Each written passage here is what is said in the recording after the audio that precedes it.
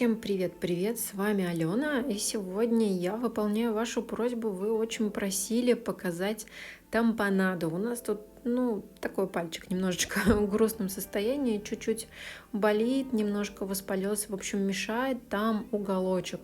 Здесь экстренная помощь, которую оказывает экстрамастер Елена. Она очень осторожно и медленно вырезает этот самый уголочек.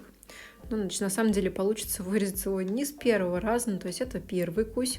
Сейчас будут еще кусочки, которые нужно будет достать. Тут все банально просто, ножка чуть-чуть влажная, все это в обуви потеет, и получается вот такая история, случай чуть запущенный, но даже это все решаемо.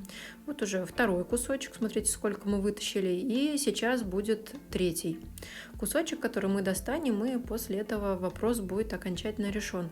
И после такой манипуляции необходимо будет все это промыть, разъединить, и дальше установим тампонаду.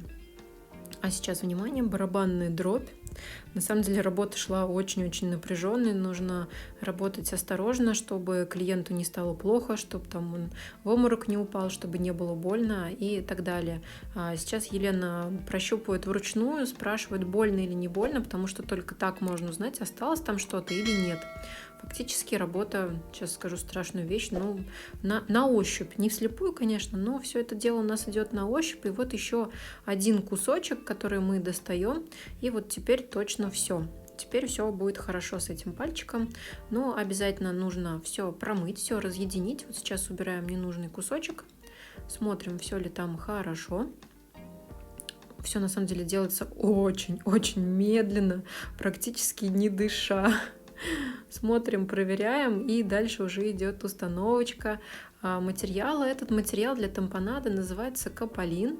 Он синтетический, то есть он не будет гнить, ничего с ним не произойдет. Очень часто такой материал дается клиенту на дом, чтобы он сам аккуратно устанавливал тампонаду, если у него вот этот кусь вывалится. Тампонада нужна для того, чтобы ткани снова не впивались. То есть мы таким образом разъединяем.